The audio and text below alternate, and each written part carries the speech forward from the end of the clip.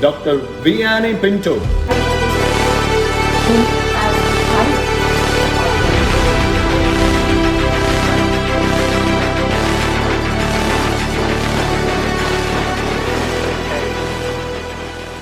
All these things from you.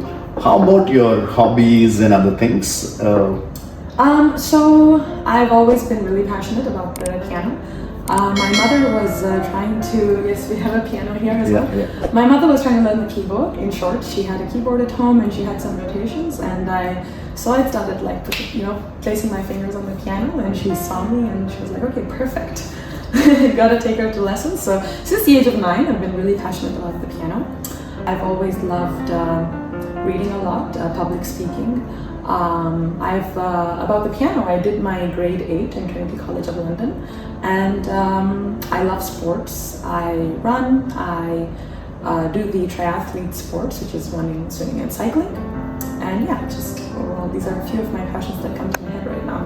I also really love learning languages, so yeah. Okay, according to you, what is your parents' contribution to whatever you are today? My parents' contribution. Well, of course, it's a lot, but off the top of my head, I think I really appreciate how they did not make any difference as to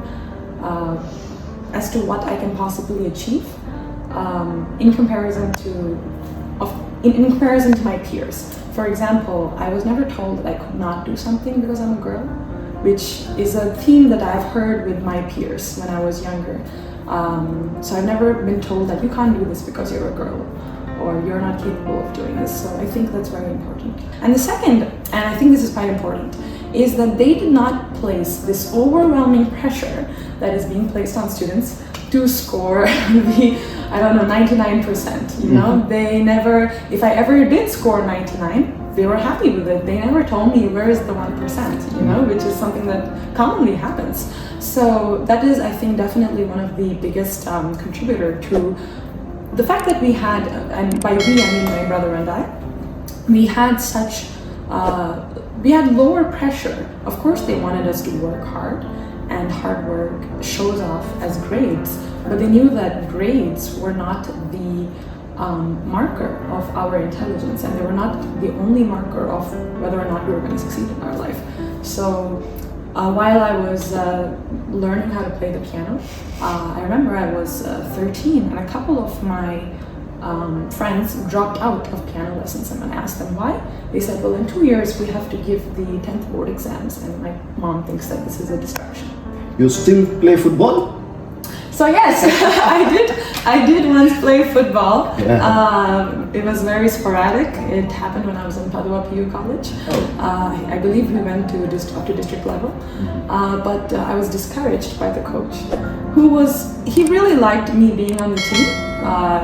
They wanted me on the team, but then he quietly came and told me that they do not want science students on the team because they do not want this to reflect on their college, because I believe that most PU colleges, especially in Mangalore, they post how many high scorers they have in their PU college, and they want that to be a high percentage. They don't want it, this is the selling point, right? Come to our PU college because we produce 90% marks, right? So they do not want especially science students on sport teams. So since we have learned a lot of things, our young and energetic students will get a lot of message from this. At the same time, even parents also got some real good message.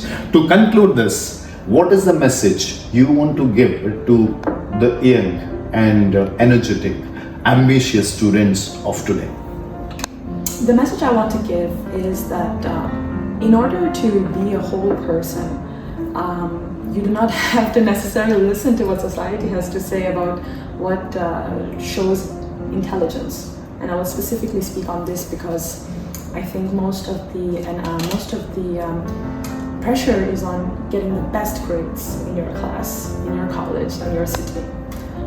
So the message I want to give is focus on how to develop yourself. You don't need to spend all day at your desk getting the best grades. Maybe go to an old age home or to an orphanage and volunteer. speak to people. If you are a kid and if you're aware of the fact that you have privileges, speak to people who do not have these privileges, and it really develops and opens your perspective on a lot of things. And if you want to be in leadership positions, it makes you a better leader because you're able to relate with everybody. And this only comes by exposing yourself to these things. So yeah, being a part of society doesn't have to come from being an adult who makes money. You can be a part of society as a young person as well. And so we should all do our part. Yeah. So you're walking the talk.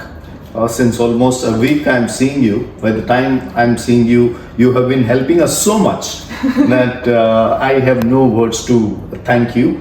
And it is a wonderful being with you. And I'm sure God and universe bless you abundantly, no doubt about that. For the benefit of students of Mangalore initially, this is greatest thing what you have shared with us. Okay, thank you so much. I wish you all the very best. Thank you so much. It was my pleasure. Yeah.